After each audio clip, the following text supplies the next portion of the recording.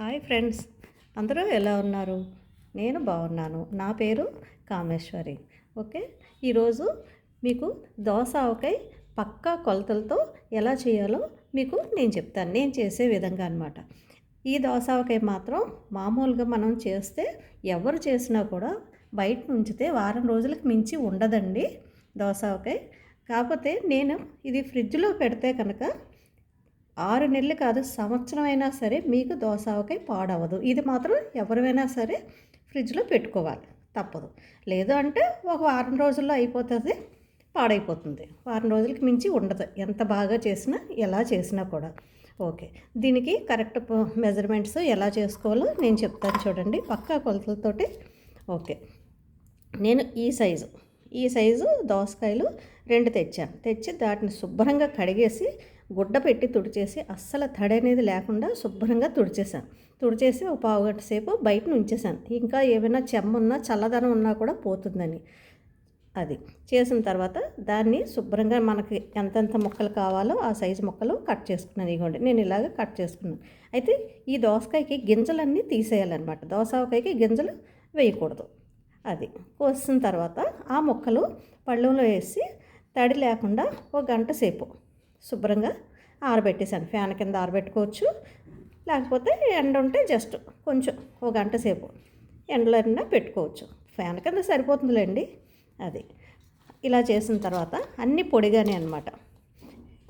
చూడండి, ఇలా ఒక కప్పు గ్లాసు ఏదో తీసుకొని మీకు చూపిస్తాను చూడండి. చాలా టేస్టీగా ఉంటుంది. ఇదిగోండి, ఇలా ఒకటి. ఓకే,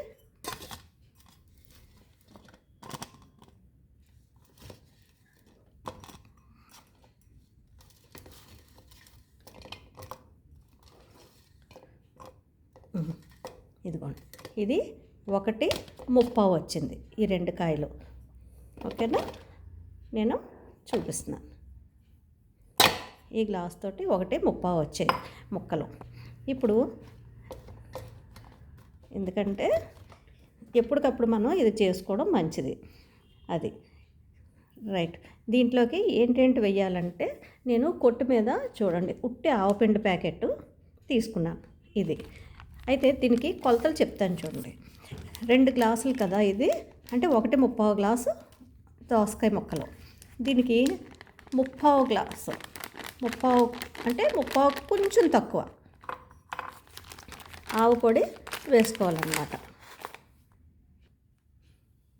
ఇదిగోండి, ఇట్లా 30 నిండా అక్కర్లేదు, 30కి కొంచెం తగ్గించాను, ఒక 2 స్పూన్లాగా. ఇది ఉట్టి ఆవపిండి అండి. అది కొలత అంటే ఇక్కడికైతే 30, నేను ఒక్క విసరు 2 స్పూన్లు తగ్గించి ఇక్కడికి వేశాను. ఎందుకంటే ఇది 1.30 ఉంది కనుక సేమ్ 30 వేసేసుకున్నా నష్టమేం లేదు. కాస్త పిండి ఎక్కువగా ఉంటుంది, సమానంగా అయితే 30 వేసుకోవచ్చు అనమాట. అది అయితే దీంట్లోకి పసుపు 1 స్పూను, అదనమాట. ఓకే, మెంతులు 1/2 స్పూను, ఎక్కువ వేయకూడదు మెంతులు. ఓకే, ఉప్పు, సాల్టు, మెత్తని సాల్టు అంటే పావు మీద కాస్త తక్కువ అనమాట. అది ఎక్కువైతే మనం తీసుకోలేము, కాస్త తక్కువైనా పర్వాలేదు, చూసాక వేసుకోవచ్చండి. నేను ఇది ఎగ్జాక్ట్గా సరిపోతుంది, అంటే ఒక్కొక్క స్పూన్తో కొలిచే విధానాన్ని బట్టి ఉంటుందన్నమాట. ఇది నేను ఎంత తీసుకున్నా అంటే పావుకి, ఈ గ్లాసులో పావుకి ఒక్క విసరు, ఒక ఇంచి కొంచెం తగ్గించినట్టు వేసుకోవాలన్నమాట.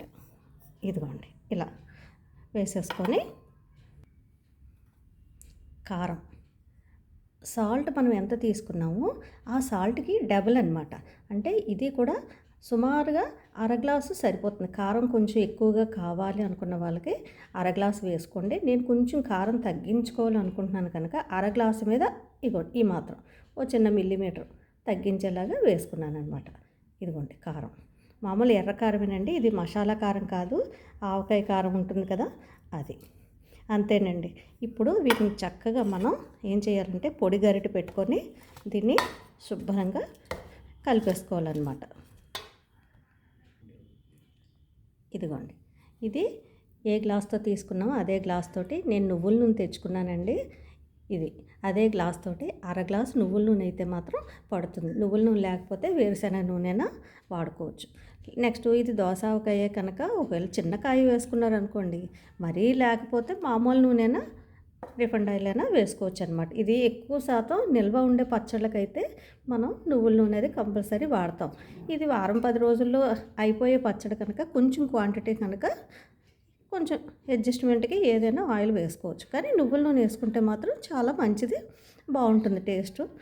అది అయితే దీని కొలత ఏంటంటే గ్లాసు చూస్తున్నారు కదా, ఇదిగోండి.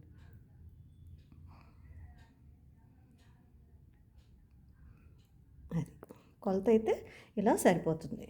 ఇప్పుడు దీనికి అసలు పొయ్యి మీద పెట్టి చేసి అసలు ఎండలో పెట్టే అవసరం అయితే కూడా ఏమీ లేదండి. నేను చెప్పే కొలతలతోటి పక్కా కొలతలతో మీరు ఇలా చెయ్యండి. మీకు ఇదిగోండి ఇలాగా కలిపేసాను. ఇది ఏమవుతుందంటే ఈరోజు కలిపింది ఈరోజే వాడకూడదు.